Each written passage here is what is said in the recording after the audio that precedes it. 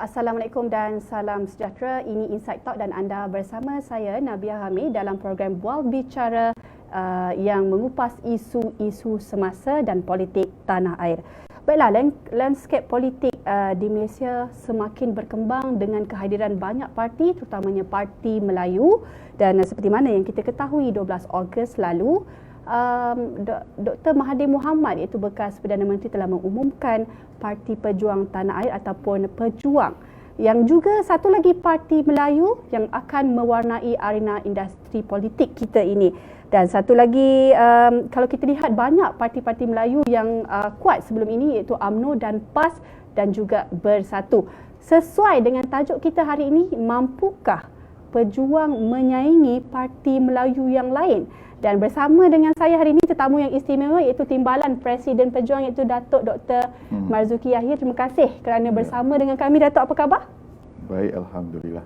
Terima kasih. Datuk, mungkin sebelum saya nak ke soalan yang pertama, saya nak katakan kepada penonton yang sedang melihat kami ini, jika anda mempunyai sebarang persoalan anda mahu ajukan, sila tanyakan soalan di ruangan komen kami dan saya akan tanyakan terus kepada Datuk. Baik Datuk, untuk soalan yang pertama, mungkin Datuk boleh ceritakan sedikit sebanyak. Seperti mana kita ketahui, Parti Pejuang ini dikatakan untuk berasaskan kaum Melayu dan juga mahu melawan rasuah seperti mana yang diumumkan Dr. Mahathir sebelum ini.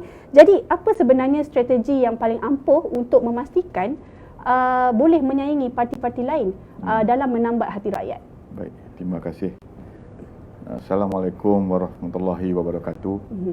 Pertama sekali saya ingin mengucapkan ribuan terima kasihlah di atas kesudian menjemput saya di studio untuk dalam program Insight Talk. Sama-sama. Jadi terlebih dahulu kita semua sedia maklum bahawa baru-baru ini kita dikejutkan dengan satu pengumuman baru yang mana yang oleh Yang Amat Berhormat Tun Dr. Mahathir Mohamad untuk kita adakan menubuh sebuah parti baru. Sudah semestinya semua sedia maklum bahawa parti yang kita namakan iaitu Parti Pejuang Tanah Air. Memang agak unik juga bila banyak ramai yang menanyakan kenapa tiba-tiba kita harus ada parti, padahal parti kita juga kita telah tetapkan itu adalah parti yang berlatar belakangkan ataupun parti untuk satu kaum, iaitu kita pentingkan fokuskan kepada orang Melayu. Jadi sudah pastilah akan timbul berbagai reaksi daripada semua masyarakat mengatakan bahawa akan ada banyak parti, akan berlaku lagi banyak perpecahan dan adakah pejuang mampu bertahan. Di sini saya ingin jelaskan. Sebenarnya kita tahu bahawa UMNO adalah parti Melayu dan parti yang boleh dikatakan yang tertua di negara kita ini. Dan UMNO juga kita kena akui telah banyak berjasa daripada awal dia ditubuhkan, iaitu dengan menggerakkan suara rakyat untuk menuntut kemerdekaan sehingga kita merdeka, dan kemudian dengan kita melahirkan pemimpin-pemimpin yang begitu komited dan membawa nilai murni dan juga membangun negara Malaysia kita ini dengan baik, sehinggalah kepada satu masa dan ketika bila UMNO telah dizahirkan seorang pemimpin yang telah mengejutkan seluruh masyarakat, bukan setakat kita di Malaysia tetapi juga seluruh dunia, dengan kes-kes yang berprofil tinggi yang hari ini kita tahu bahawa apa yang kita perjuangkan sewaktu itu adalah satu perkara realiti dan kenyataan yang sebenarnya. Jadi sudah pastilah pada waktu itu kita tidak berniat untuk kita nak menubuhkan parti.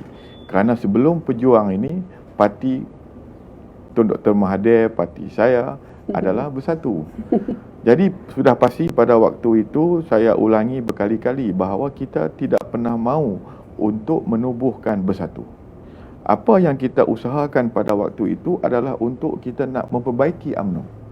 sebagai bekas Esko Pergerakan Pemuda UMNO Malaysia, yang saya melihat bahawa ini adalah parti yang betul-betul dapat kita guna, dapat kita benaung untuk memperjuangkan nasib bangsa dan membawa suara rakyat kepada pemerintahan yang ada, iaitu Barisan Nasional, untuk memastikan kestabilan ekonomi dan juga kestabilan negara. Tetapi amat malang kita gagal, kerana bila kita menyuarakan perkara ini kepada pemimpin UMNO, kita yang menyuarakan diambil tindakan. Maka saluran untuk kita nak memperbaiki UMNO itu sudah tidak ada. Maka yang ada di dalam UMNO pada waktu itu hanyalah pemimpin yang hanya mempertahankan sesuatu perkara yang tidak benar, bukan nak fokus tentang soal rakyat. Dan mereka memperjudikan nasib orang Melayu dengan mengeluarkan slogan ataupun menggunakan slogan, iaitu slogan orang Melayu dan Islam. Ini bahaya. Sebab itu, selepas itu Tun Dr. Mahathir Mohamad telah menggerakkan satu lagi gerakan, bukan niat untuk nak menjatuhkan UMNO ataupun Barisan Nasional. Gerakan itu kita panggil Deklarasi Rakyat. Kita mengajak seluruh rakyat Malaysia menandatangani petition untuk apa? Untuk menolak Perdana Menteri dan persembahkan kepada Tuanku Agong. Pun kita gagal. Maka sebab itu jalan yang terbaik adalah untuk kita jatuhkan Barisan Nasional. Di situlah bermulanya lahir sebuah parti Melayu yang diberi nama Parti Peribumi Bersatu Malaysia. Dan alhamdulillah, dalam kempen kita, dalam perjuangan yang kita bawa hampir 2 tahun lebih, ya, daripada mula kita tubuh sehinggalah pilihan raya. Dan kita mengalami berbagai tekanan sampai saat kita nak masuk pilihan raya, tiba-tiba Bersatu diregisterkan oleh ROS, seolah-olah ingin menggagalkan segala usaha kita. Ini adalah taktik kotor yang dimainkan oleh Barisan Nasional pada waktu itu. Jadi bila dah ini berlaku, namun atas kebijaksanaan pengasas Parti Bersatu yang amat berhormat Tun Dr. Mahathir Mohamad, pada waktu itu kita dapat menyelesaikan perkara ini, iaitu dengan mengajak ke semua pemimpin-pemimpin pembangkang untuk berada di bawah satu coalition yang dipanggil Pakatan Harapan. Dan tidak pernah terjadi sebelum ini dalam sejarah Malaysia yang mana kita bertanding semua menggunakan bendera PKR. PKR, betul. Dan amat memberanjatkan di mana dengan strategik yang baik kita guna pada waktu itu, akhirnya kita berjaya mencipta sejarah, iaitu menumbangkan kerajaan Barisan Nasional. Itu dia. Dan kini bila mana kita telah menjadi kerajaan, kita melihat bahawa bulan Februari yang lepas berlaku satu insiden, iaitu di mana langkah Sheraton bermula. Langkah Sheraton berlaku pada 23 hari bulan Februari. Pada waktu itu, yang mana ini telah diketuai oleh Presiden Bersatu sendiri bersama-sama dengan timbalan Presiden PKR, yang mana mengajak ke semua rakan-rakan di dalam Pakatan Harapan untuk menjatuhkan kerajaan Pakatan Harapan. Maka akhirnya Pakatan Harapan terpaksa tumbang dan secara tidak langsung Tun Dr. Mahathir terpaksa melepaskan jawatan. Maka dengan itu bermulalah satu era baru. Jadi sekarang ini bila mana Bersatu sudah menjadi sebahagian daripada kerajaan dan mana Presiden Bersatu telah menjadi Perdana Menteri, sudah pastilah dia menggambarkan bahawa bukan UMNO yang menjadi Perdana Menteri. Tetapi pada hakikatnya hari ini, the lifespan yang ada dalam kerajaan hari ini bergantung kepada UMNO dan Barisan Nasional. Kalau kita nak lihat kedudukan kerusi dalam Parlimen hari ini, kalau mana 38 kerusi Barisan Nasional UMNO menarik sokongan kepada kepimpinan yang ada, maka tumbang. Kerajaan ini akan tumbang. Betul. Jadi maka timbullah satu lagi skim yang mana untuk mengekalkan kuasa, iaitu dengan scheme of thing yang mana memberi jawatan dan juga kedudukan kepada ahli parlimen supaya tidak beredar daripada kerusi mereka untuk terus menyokong Tan Sri Muhyiddin Yassin. Baik Datuk, itu dari segi kekuatan UMNO dan juga Perikatan Nasional. Kalau ikut pada pejuang itu sendiri Datuk. Ya, ini belum masuk pejuang. Belum lagi. Macam mana Datuk lihat kalau ikut UMNO dan PAS, kita tahu mengenai kuatnya akar umbi. Macam Bersatu kalau kita tahu pun walaupun kalau tak silap saya sudah 4 tahun penubuhannya pun dilihat kekuatan akar umbi itu masih lagi sedang berkembang. Macam mana pejuang ini hendak menarik sokongan ataupun meluaskan sokongan akar umbi itu? Pertama sekali kita nak kena tahu kenapa kita harus menubuhkan pejuang.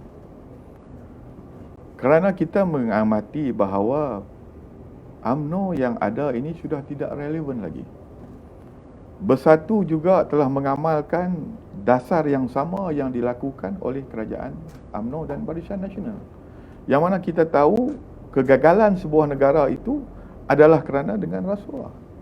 Sebab itu kita beranggapan bahawa sebagai sebuah negara demokrasi, platform apa lagi yang kita nak guna? Maka sebab itu kita terpaksa kena tubuhkan sebuah parti dan mengajak rakyat untuk bersama-sama dengan kita berjuang untuk memastikan bahawa kita tidak lagi dibelenggu oleh pemimpin-pemimpin yang hanya memperalatkan rakyat demi untuk jawatan dan kuasa. Ini kita kena ajak rakyat. Bagi saya, kedudukan kita di dalam kerajaan adalah tidak penting. Sebab bagi saya sendiri dan rakan-rakan dalam PH yang ada, yang bekas menteri, bekas timbalan menteri, mereka hari ini tidak sekali-kali melangkah untuk bersama-sama dengan perikatan. Kerana apa? Kerana prinsip dan mandat yang telah rakyat beri. Sebab itu pejuang ini kita nak jadikan sebuah parti yang mana kita boleh bersaing, kita boleh melawan UMNO, PAS dan juga Barisan Bersatu yang mana telah kita lihat hari ini telah tersasar sama sekali daripada asas penubuhannya hanya dengan memperalatkan rakyat demi untuk kepentingan mereka. Okey, baik Datuk. Saya ada baca laporan media yang mengatakan sudah 20,000 keahlian dan terhadap pejuang. Ada satu laporan media. Saya nak tanya Datuk, sebenarnya macam mana situasi dan sambutan terhadap pejuang sekarang ini? Kerana kita tahu dia masih lagi belum diluluskan ROS. Jadi mungkin Datuk boleh jelaskan. Sebenarnya saya pun agak terperanjat daripada mana mereka mendapat figure 20,000 tu. Sebab parti kita belum lagi diluluskan. Kita hanya baru menghantar pendaftaran pada 19 Ogos baru ini. Sebab kita kena faham, untuk kita nak submit sesuatu parti, kita harus meneliti dulu dari segi kita punya perlembagaan, dari segi kita punya logo, dan bagaimana kita nak strukturkan parti kita ke depan. Jadi sebab itu kita memerlu sedikit masa selepas kita buat pengumuman, dan bila kita submit pada 19, saya melihat bahawa responden daripada ramai masyarakat, bukan saja daripada bekas ahli Bersatu, tetapi juga ramai daripada masyarakat termasuk golongan profesional, golongan cendekiawan, golongan teknokrat yang memberi sokongan padu. Kerana bagi mereka hari ini, mereka tidak mahu lagi negara kita ini dikotori dengan gejala rasuah pemimpin-pemimpin politik ini. Okey Datuk, cakap mengenai sejurus sahaja pengumuman Parti Pejuang ini, kita dibanjiri dengan berita-berita Bersatu bubar bahagian. Jadi nak tanya dengan Datuk, sebenarnya fokus ini adakah menjurus kepada ahli Bersatu yang protes sahaja ataupun macam mana sebenarnya strategi? Okey, dalam Bersatu ini saya sebagai bekas Setiausaha Agung Bersatu. Setiausaha Agung yang kedua. Setiausaha Agung yang pertama Dr. Syahrudin pun bersama-sama dengan saya dan juga Tun Dr. Mahathir.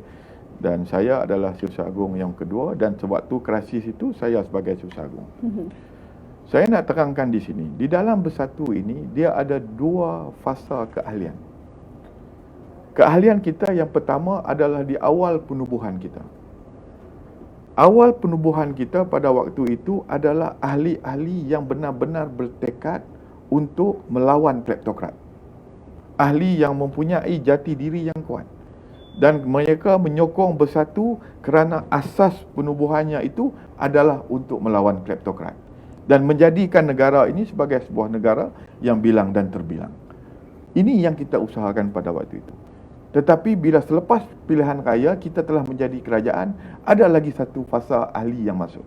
Ini ahli yang datang daripada UMNO, yang datang daripada sebahagian-bahagian parti-parti lain, yang mana mereka meletakkan menjadi ahli parti ini bukan kerana perjuangan, tetapi kerana untuk mendapat sesuatu di dalam parti. Jadi sebab itu kita kena bezakan kedua-dua ini. Sebab itu bila mana berlaku selepas pelucutan jawatan, pelucutan keahlian Tun bersama Datuk Seri Mukris, bersama Dr. Mazli, Dr. Amiruddin, saya sendiri, Dr. Syahrudin dan juga Syed Saddiq, maka ini telah membuat ahli yang mana mempunyai jati diri yang kuat merasakan bahawa bersatu telah hilang roh perjuangannya. Jadi sebab itu mereka membuat keputusan dengan secara sukarela, walaupun sebelum kita membuat pengumuman yang kita akan menubuhkan parti. Mereka telah keluar beramai-ramai, dan apabila kita telah menyuarakan untuk menubuh parti, maka dilihat hari ini di seluruh Semenanjung memang kesemua mereka telah meninggalkan bersatu. Baik Datuk, kalau kita lihat Datuk, Dr. Mahathir, dia merupakan satu ikon dalam pejuang ini. Jadi mungkin Datuk boleh jelaskan kenapa masih lagi Dr. Mahathir yang menjadi, orang kata, tunggak utama parti? Nama Tun Dr. Mahathir Mohamad ini sebenarnya melebihi daripada sebuah parti. Bagi saya, Tun Dr. Mahathir Mohamad tak perlu nak adakan parti. Beliau dikenali bukan sahaja dikenali, malah dihormati. Bukan sahaja dari segi kawan dan lawan, maka daripada mata dunia. Maka sudah pastilah kenapa beliau terpaksa lagi dengan usia 95 tahun untuk mengadakan satu platform lagi. Kerana beliau mahukan negara kita ini terus dipimpin oleh pemimpin yang bersih.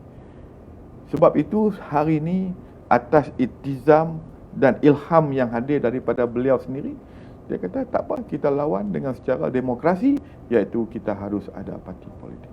Kalau diikutkan barisan kepimpinan, semuanya orang kata orang lama. Jadi malahan YB Syed Saddiq juga katanya nak buat parti baru. Jadi macam mana Parti Pejuang ini boleh kekal relevan daripada 10 tahun ke 20 tahun akan datang? Pertama sekali saya nak tanya kepada Nabiha. Nak tanya dekat Nabiha, kerajaan yang sedia ada ini boleh bertahan lagi 20 tahun? Kalau sebuah kerajaan itu mengamalkan rasuah, mengamalkan bad governance, ini akan meruntuhkan kerajaan itu sendiri. Tapi dulu UMNO 60 tahun juga Datuk, susah. Ya, sebab itu kita bangkit. Ya, UMNO 60 tahun pada waktu itu kita semua kena terima hakikat. Tadi saya sebut dalam awal mukadimah saya bahawa kita melahirkan pemimpin yang benar-benar untuk membangunkan negara dan juga membela nasib bangsanya. Cuma di akhirnya sekali telah terhadir satu pemimpin yang mana dia telah mengamalkan satu amalan cash is king yang telah merosakkan negara kita. Dan hari ini pun, bila mana Perdana Menteri yang sekarang ini juga mengamalkan sistem yang sama dengan the new scheme of things, yang mana mengamalkan benda yang sama dengan memberi habuan untuk kekal berkuasa. Kita tak nak itu. Sebab itu kita nak pejuang ini terus berjuang, seperti mana saya selalu sedia maklum bahawa pejuang ini kita nak lahirkan negarawan. Bukan kita nak mencipta politikus yang hanya memperalatkan rakyat untuk kepentingan mereka. Jadi sebab itu orang Melayu hari ini kena bangkit. Bukan sahaja orang Melayu, seluruh rakyat, seluruh bangsa, seluruh kaum yang ada kena bangkit. Inilah masa dan ketikanya untuk kita menolak segala-gala kemungkaran yang berlaku. Okey, sebelum itu saya alu-alukan kepada penonton The Malaysian Insight. sekiranya anda mempunyai sebarang pertanyaan ataupun ingin mengetahui mengenai Parti Pejuang ini, saya alu-alukan anda untuk bertanyakan di ruangan komen kami dan kita akan tanyakan terus kepada Datuk Marzuki. Baik Datuk, boleh cakap minum. terus boleh minum, silakan. Kopi tak ada gula juga. Itulah. Dah Bagus. tentu ni penyakit pun banyak. Okey Datuk. Jadi kalau cakap mengenai pelapis, macam mana yang saya kata tadilah, YB Syed Saddiq pun dia ada parti baru nak buat. Jadi kenapa tak minta YB Syed Saddiq kekal ke ataupun macam mana? Dia sebeginilah. Seperti saya sebut, Syed Saddiq juga adalah satu ikon yang telah dicipta di dalam Bersatu, yang mana beliau mempunyai nama yang cukup baik dan seorang anak muda yang mempunyai jiwa juang, integriti yang tinggi dan mempunyai matlamat dan hala tuju yang sama.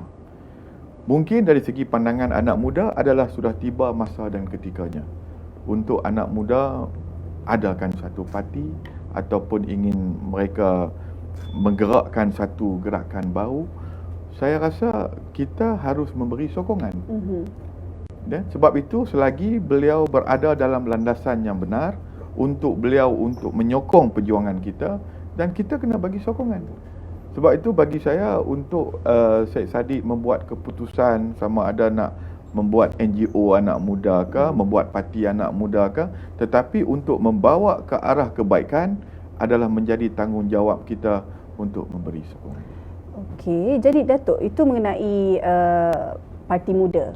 Saya nak tanya dengan Datuk, kalau berbalik kepada pendaftaran, adakah Datuk yakin pejuang ini akan berjaya didaftarkan ataupun mungkin pisang berbuah dua kali sebelum ini disekat, Bersatu itu disekat, PPBM ini dibenarkan. Jadi bagaimana? Bagi saya tidak ada alasan untuk mereka tidak meluluskan kita punya permohonan, kerana kita juga telah meneliti permohonan kita dan tidak ada satu perkara yang kita melanggar dari segi tata cara permohonannya. Tapi cuma yang kita melihat lebih kepada politik, ya. Tapi bagi saya, bila saya lihat komentar-komentar daripada UMNO mengatakan pejuang ini tidak ada hala tuju lah, itulah, inilah. Jadi tak perlulah mereka dari segi politik, tak perlulah mereka nak menahan ataupun nak menyekat pendaftaran kita, ya kan? Sebab mereka dah tahu kita ni tak ada hala tuju. Jadi mereka nak takut. Jadi kita tunggu dan lihat. Okey. Kalau cakap berbalik kepada asas Melayu itu, UMNO, PAS dan juga Bersatu, masing-masing ada agenda masing-masing. Kalau macam Parti Pejuang ni, apa sebenarnya yang boleh di-highlightkan selain daripada untuk menentang rasuah itu? Macam Datuk kata, kalau kata nak bangkitkan isu perkauman tidak sihat, benda tu kan. Jadi apa sebenarnya yang boleh ditawarkan kepada orang? Mungkin Datuk boleh promote sikitlah pejuang kan, nak masuk pejuang macam mana, apa yang ditawarkan sebenarnya? Sebenarnya pejuang ini tidak ada apa yang kita nak tawarkan. Yang kita tawarkan adalah keikhlasan mereka untuk menyertai pejuang. Kita tidak minta lebih daripada itu. Dan kalau kata nak masuk pejuang hanya sekadar dengan jawatan, boleh pilihlah parti lain yang boleh memberi apa yang kamu nak dapat. Bagi kita, yang penting sekarang adalah untuk kita nak menyelamatkan negara kita, dan kita nak pastikan bahawa negara Malaysia kita ini, walaupun kita ini parti yang berteraskan Melayu, tetapi kita nak juga supaya kaum-kaum lain boleh hidup selesa, boleh menikmati kejayaan negara kita ini, dan kita meletakkan seorang pemimpin yang benar-benar untuk berjuang ataupun benar-benar memikirkan tentang soal bangsanya, agamanya dan juga negaranya. Okey, itu mengenai Parti Pejuang. Kalau saya boleh sentuh sedikit sebanyak mengenai PRK Slim yang akan diadakan pada Sabtu ini. Kalau kita lihat sentimen dan juga banyak analisis daripada orang ramai, kata itu kubu kuat UMNO dan BN. Susah sebenarnya pejuang nak menang. Lagi-lagi pula guna bendera bebas. Jadi mungkin Datuk boleh komen apa keyakinan Datuk dalam, kalau tidak menang pun sekurang-kurang macam mana untuk menyaingi calon daripada BN itu? Di dalam mana-mana perjuangan pun, kalau kita melihat bahawa musuh kita itu kuat, kita akan tetap juga berlawan. Kerana ini yang dinamakan berjuang. Dan sudah pastilah bagi kita sebagai satu kumpulan, ya, bukan pejuang. Yang ni saya nak sebut kumpulan. Sebab dalam pilihan raya kecil ini tidak ada satu pun yang disentuh tentang soal pejuang. Apa yang penting adalah calon kita ini adalah calon bebas. Sebab kita dah tak ada parti. Sebab kita dah tak ada apa platform lagi pada waktu sekarang. Dan kita juga telah tak duduk dalam Pakatan Harapan. Dan kita juga tidak berada dalam PN. Jadi sebab itu kita buat keputusan bahawa kita meletakkan calon kita calon bebas. Dan sudah pastilah calon bebas ini akan mempunyai, kalau orang nak bertanding dengan berparti sama parti ini, dia punya speed dia tu boleh kata agak seiring.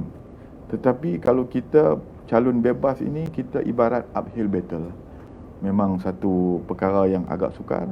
Tetapi atas iltizam kita, atas rakan-rakan, dan kita lihat hari ini, saya pun tak jangka kita dapat tubuhkan jentera kita di setiap PDM. Walaupun kita tak besar, walaupun bahan kita tak banyak, tetapi kita tetap ada pejuang-pejuang yang sanggup berjuang bersama-sama. Berapa peratus sebenarnya keyakinan Datuk terhadap PRK Slim itu? Saya nak kata banyak tu tidak, tetapi saya yakin bahawa keadaan sekarang 50-50. Cakap mengenai jentera dan akar umbi yang Datuk kata tadi, pemerhatian dari Malaysia Insight di kru kami yang membuat liputan di sana mengatakan jentera daripada pejuang ni kurang agresif katanya. Kalau kata daripada UMNO BN, dia daripada luar pun jentera datang untuk membantu. Jadi apa komen Datuk? Sudah pastilah kalau ada pilihan raya kecil ni bukannya orang tempatan yang bekerja, yang banyak datang daripada luar. Jadi kami ini, sebab saya sebut tadi, kita tak ada platform, kita tak ada parti, kita nak panggil siapa? Kita hanya perlukan sukarelawan. Dan tapi bagi kita yang paling penting adalah a local people, orang setempat. Orang setempat itulah yang menjadi jentera kita. Dan mereka lah yang menggerakkan ke semua pusat daerah mengundi itu dalam kawasan Slim ini. Jadi bagi saya mereka juga adalah pengundi dan mereka juga adalah jentera kita. Itu yang paling penting bagi kita.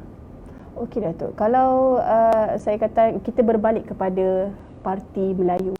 Kalau kita tahu Semangat 46, Ikatan dan sebagainya sebelum ini merupakan parti yang parti berasaskan Melayu, serpihan daripada UMNO juga.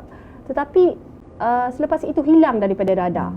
Jadi kalau macam mana pejuang ini, adakah Datuk rasa boleh bertahan ataupun bagaimana? Takut yalah boleh jadi macam Semangat 46 ke, Ikatan ataupun macam mana? Saya yakin kalau kita dapat melahirkan pimpinan yang benar-benar ikhlas, benar-benar mempunyai jati diri yang kuat, kita mampu bertahan. Kalau UMNO boleh bertahan sehingga 60 tahun, insya-Allah pejuang juga mampu bertahan sejauh itu. Kita dah sentuh pasal PRK Slim. Jadi saya nak tanya pula Datuk mengenai pilihan raya negeri Sabah yang akan diadakan pada 26 September ini. Macam mana dengan pejuang punya stand ataupun strategi pejuang di Sabah pula? Kita sekarang ini kita adalah bebas ya, dalam kelompok bebas, dan kita bersama-sama dengan Warisan dan juga ada parti Sarawak Bersatu di Sarawak. Dan sudah pastilah kami akan memberi sokongan yang kuat dan berkempen untuk calon-calon warisan di negeri Sabah. Dan saya yakin kita semua, termasuk juga dengan rakan-rakan dalam Pakatan Harapan, walaupun Warisan dan juga kumpulan kami ini tidak berada dalam Pakatan Harapan, tetapi atas semangat setia kawan, mereka juga akan berkempen untuk Warisan. Untuk Warisan. Kalau ikutkan nak tanya dengan Datuk, hari ini saya punya producer dah bagi soalan tambahan. Katanya ada orang PM, dia tak nak cakap dekat komen. Boleh tak moderator tanyakan kepada kenyataan bekas Perdana Menteri Najib Razak yang kata Parti Pejuang ini merupakan parti ayah kepada Boboy Mukris Mahathir. Mohon pencerahan. Mungkin boleh Datuk jawab sikit. Najib pandai dia PM, dia tak cakap kat komen situ, takut. Najib Razak sendiri, dia tu anak bekas Perdana Menteri juga. Kenapa dia tak tanya diri dia? Dulu bapak dia pun Perdana Menteri juga. So, soalan itu sepatutnya dia tanya diri dia dulu.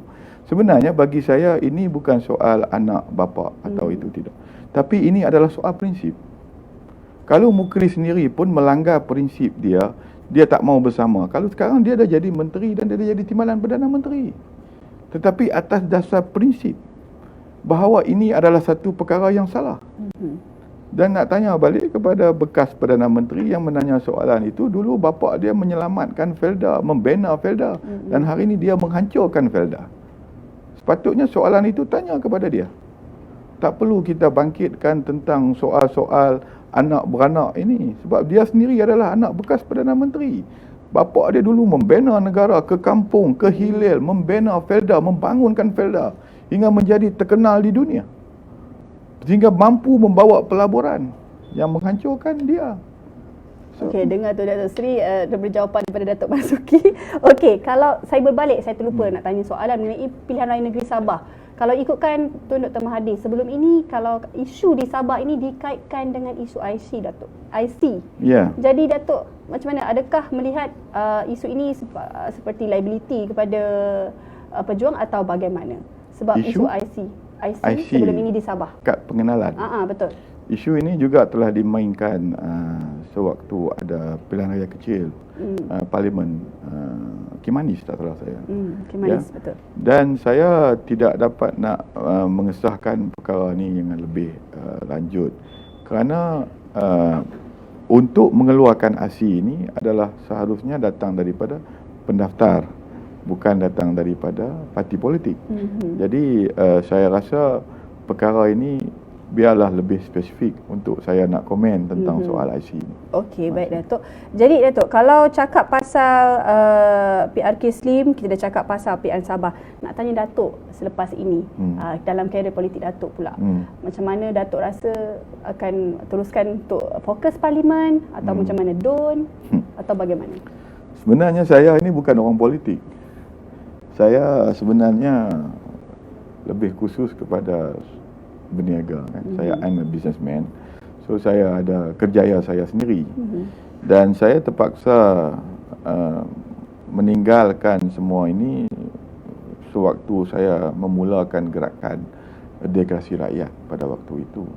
Kerana saya melihat bahawa walaupun saya sukses dalam kehidupan saya, tetapi saya melihat kalau negara saya tidak sukses pada waktu itu, yang akan merosak adalah generasi kita yang akan datang. Dan impaknya bukan hanya sebagai diri saya, tetapi juga kepada anak-anak saya, anak jiran saya, anak orang kampung saya. Jadi maka sebab itu terpanggil dan meletakkan diri bersama-sama dalam barisan pada waktu itu untuk berjuang dalam satu gerakan Demokrasi Rakyat sampailah tertubuhnya Bersatu. Walaupun dalam Pemuda UMNO dulu saya sebagai esko, saya ni pun kuat kritik juga. Kritik saya, maksud saya kalau benda tak betul, saya cakap tak betul lah. Ya kan? Kalau benda betul, benda tu betul lah. Jadi sebab itu sukar bagi saya untuk berada dalam kepompong politik ini. Saya tak boleh nak bercakap benda yang tidak betul itu kepada benda yang betul. Jadi sebab itu saya tidak mempunyai apa-apa lagi fokus sekarang ini. Sama ada saya nak pergi parlimen ke, nak pergi DUN ke, ini belum. I'm love to be back as me before, Tetapi saya rasa sehinggalah pejuang ini dapat kita melahirkan benar-benar pelapis yang dapat menjalankan tugas tanggungjawab mereka dengan betul untuk menjamin kedudukan negara ini dengan baik, usaha yang baik, mempunyai pemimpin yang benar-benar bersih, cekap dan amanah, maka itulah cita-cita saya. Okey, baik Datuk. Saya baca komen di penonton. Okey, jadi saya harap penonton yang memberi komen mungkin boleh dari segi bahasa tu saya takkan baca lah yang mana yang mencarut-mencarut tu saya tak baca. Tapi ada seorang ni, Abdul Samad, menyelamatkan apa yang sudah berlaku dan dilakukan oleh UMNO. Mahathir yang merosakkan UMNO. Mungkin tadi sebab Datuk punya mukadimah mula-mula tadi, Mahathir yang merosakkan UMNO ke Datuk? Yang kena hukum penjara 12 tahun dan juga denda 210 juta itu siapa? Tun Mahathir atau Datuk Seri Najib? Sebab itu saya kata orang UMNO sampai hari ini mereka hanya lebih taksub kepada parti sehingga pemimpin mereka melakukan kemungkaran, mereka sanggup menidakkan kebenaran. Inilah yang merosakkan orang Melayu dan merosakkan masyarakat kita. Jadi kalau dilihat isu rasuah ini sering dimainkan. Kalau kita baca ruangan komen netizen, Tun M tak ada modal lain, hanya untuk cakap pasal rasuah. Najib dah dibicarakan mahkamah, biarlah dia dihakimi. Jadi macam katanya mungkin Tun Dr. Mahathir tiada modal lain, mahu menubuhkan hati, menubuhkan parti dan gila kuasa dan sebagainya. Apa komen Datuk mengenai itu? Kalau kita nak gila kuasa, Tun Dr. Mahathir hari ini masih kekal sebagai Perdana Menteri. Sebab tawaran yang pertama untuk menjadi Perdana Menteri dalam Perikatan Nasional ini adalah Tun Dr. Mahathir. Sebab ini kita kena jelas kepada orang. Tun Mahathir, saya berada di sebelah dia. Sewaktu perjumpaan itu, Tun Mahathir menjawab satu, saya tidak boleh menerima UMNO secara keseluruhannya, dan juga saya tidak boleh memimpin orang yang kalah, yang ditolak oleh rakyat, dan menidakkan orang yang telah diberi mandat oleh rakyat. Itu keputusan yang beliau buat. Sebab itu tang di mana yang mengatakan bahawa kegagalan Tun Dr. Mahathir di sini atas dasar prinsip. Sebab dia tahu bahawa kalau menjadi kerajaan Perikatan Nasional, maka dia kena mengikut segala telunjuk kesalahan yang telah dilakukan oleh mereka. Kenapa? Karena kalau kita tidak bersetuju dengan apa juga permintaan mereka, mereka tidak menyokong, maka kerajaan itu akan terbalik. Berbalik kepada tumbangnya kerajaan Pakatan Harapan dalam langkah Sheraton, apa sebenarnya, saya nak tanya jugalah isi hati Datuk. Datuk punya mestilah kita kata kecewa kan, tapi sebenarnya mungkin Datuk boleh kata langkah Sheraton ni, apa sebenarnya luahan hati Datuk terhadap langkah Sheraton ni yang telah memberi kesan, lagi-lagi dijadi time COVID. Kesan, dia memberi kesan secara langsung dan tidak langsung. Apa komen Datuk? Bagi saya, pertama sekali dia adalah satu pengalaman baru dalam hidup saya. Di mana kita melihat apa yang penting bagi ahli politik adalah jawatan dan kuasa. Sehingga sanggup mengkhianati bukan setakat kawan, tetapi juga mengkhianati rakyat. Dan langkah Sheraton ini adalah satu langkah yang benar-benar bagi saya telah menyimpang daripada prinsip kita yang sebenar. Kalau bak kata Datuk Azmin sebelum ni di Kongres Bersatu, katanya langkah Sheraton ni tiada langkah Sheraton sebenarnya, langkah kanan, dan sebenarnya benda ni dikatakan untuk menyelamatkan negara. Komen Datuk? Yang dulu dia duk lawan dengan BN tu nak selamat apa? Nak selamat dia kan nak selamat negara? Jadi dia dah selamatkan negara, pasal apa dia duk pergi dengan orang yang melingkupkan negara? Itu soalan tanya dia. Okey. Komen sikit mengenai Tan Sri Anwar Musa ada mengeluarkan kenyataan masalah khianat ini tidak akan berlaku sekiranya Tun Dr. Mahathir tidak meletakkan jawatan. Saya dah sebut tadi, langkah Sheraton itu adalah langkah yang mana jelas telah menjatuhkan kerajaan Pakatan Harapan. Dan beliau adalah seorang yang berada di pembangkang pada waktu itu. Kalau dia tahu menghormati rakyat, kenapa dia nak kena sokong orang begini? Sepatutnya Tan Sri Anwar Musa lebih pada berpendirian dia. Kalau mereka telah sanggup bercakap dalam Perhimpunan Agung yang UMNO tidak akan menjadi kerajaan pintu belakang, yang kita tidak akan mengkhianati mandat rakyat, dan kita sanggup jadi pembangkang yang baik untuk melawan kerajaan Pakatan Harapan, kenapa mereka tak buat? Karena mereka melihat itu adalah peluang. Itu kalau diikutkan, okey, kita sekarang dan sudah. Dan satu lagi saya nak sebut di sini. Hari ini juga UMNO dan Barisan Nasional sendiri telah membuat keputusan tidak akan menyokong, tidak akan bersama di dalam penubuhan Perikatan Nasional. Jadi kerajaan apa ini? Jadi kerana untuk kekal kuasa, mereka sanggup duduk dengan kerajaan yang mana mereka sendiri, keputusan parti sendiri tidak menyokong untuk penubuhan Perikatan Nasional. Ini bagi saya satu perkara yang unik. Mereka lah yang sebenarnya mementingkan diri. Wajarkah parlimen dibubarkan dengan secepat mungkin? Sebab kalau ikutkan sebelum ni, Tan Sri Muhammad Hassan ada mengatakan bubarkan parlimen kerana sekarang tak kukuh kalau ikut kepada undian speaker. Sebelum ni hanya menang tipis. Jadi Datuk rasa macam mana? Kenapa kita nak kena ikut rentak mereka untuk membubarkan parlimen? mandat diberi 5 tahun kepada Pakatan Harapan. Kalau dah tak boleh mentadbir, serah kembali kepada Pakatan Harapan. Tidak perlu bubar? Tidak perlu bubar. Okey Datuk, kita dah bersiaran lebih kurang 40 minit. Saya ada lagi soalan, sekejap soalan tambahan daripada... Okey. Kenapa mantan PM yang telah dijatuhkan hukuman penjara masih lagi boleh bergerak bebas berkempen dan dibantu oleh pihak polis sebagai pengiring? Dan saya ingin merujuk kepada Datuk Marzuki, yang satu lagi Jaden Eng. Sekiranya Parti Pejuang berjaya didaftarkan, apakah usul yang akan dibawa untuk membangunkan negara dan integrasi nasional? Selain itu, apakah pelan Parti Pejuang dalam masa 5 tahun terdekat? Ni betul-betul ni. Soalan yang pertama yang berkenaan dengan penjenayah diberi segala-galanya. Itulah yang dikatakan the scheme of thing yang ada dalam negara. Itu kena tanya Perdana Menteri, jangan tanya saya. Itu semua kuasa Perdana Menteri. Ya. Yang kedua, saya ingin menjawab, ulang balik soalan tadi. Soalan yang kedua, saya ingin merujuk kepada Datuk Marzuki, sekiranya Parti Pejuang berjaya didaftarkan, apakah usul yang akan dibawa untuk membangunkan negara dan integrasi nasional? Selain itu, apakah pelan Parti Pejuang dalam masa 5 tahun? Okey, untuk bila kita telah ditubuhkan, seperti mana kita tahu, antara yang paling besar perkara pokok yang harus kita perjuangkan adalah memastikan kerajaan yang bersih daripada rasuah. That's one.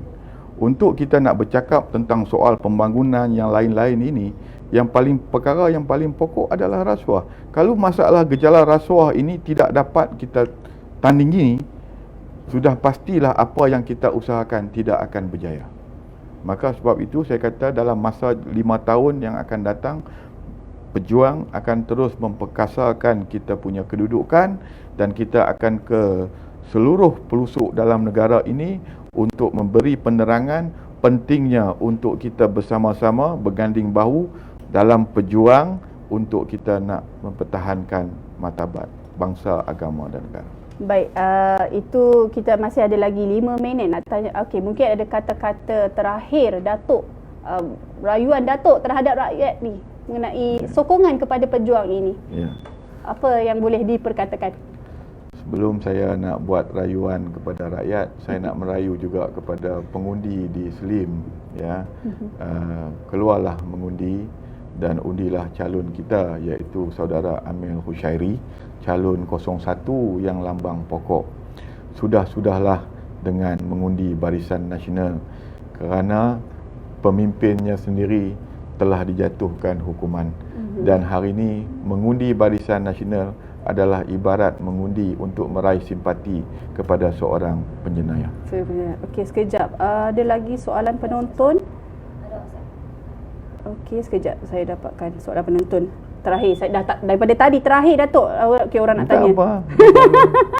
Yang mana ini, adakah Datuk bersetuju bahawa yang di-Pertuan Agong menipu semua rakyatnya yang PM adalah khianat? Kenapa tak ada siapa bersuara bahawa YDPA menipu melantik PM? Itu saya... Siapa pun saya tak tahu lah ni. Itu saya tak berani nak komen kerana itu adalah di antara keputusan prerogatif yang ada pada yang di-Pertuan Tengku Agong. Kalau ikut kepada Dr. M, dikatakan Tan Sri Muhyiddin tetapi pada kita pada hari Sabtu malam itu kita punya numbers yang ada dengan kita 114. That's I can confirm. Okey. Itu saja yang dapat kita kongsikan hari ini. Terima kasih sangat-sangat kepada Datuk dibuat pertama kali. InsyaAllah lepas ini boleh. Kalau ada apa-apa lagi topik, saya panggil Datuk lagi. Boleh. Harap Datuk sudi Boleh. serik-serik bersama kami. Tak ada masalah. Terima kasih Datuk. Lepas ini akan ke mana? Ke Slim lah saya. Ke Slim, okey. Jadi itu sahaja yang dapat kami kongsikan dalam Inside Talk. Sebenarnya tubuh parti ke, tutup parti ke, tukar nama parti ke, perkara itu bukanlah perkara baru, tapi orang kata inilah demokrasi yang ada dalam negara ini. Pokok pangkalnya, adakah ia memberi kesan kepada negara? Kita lihat kepada agenda pemimpin itu sendiri. Dan nampaknya itu sahaja daripada kami Inside Talk. Sekian saja, saya Nabiha Hamid. Assalamualaikum. Salam sejahtera. Terima kasih.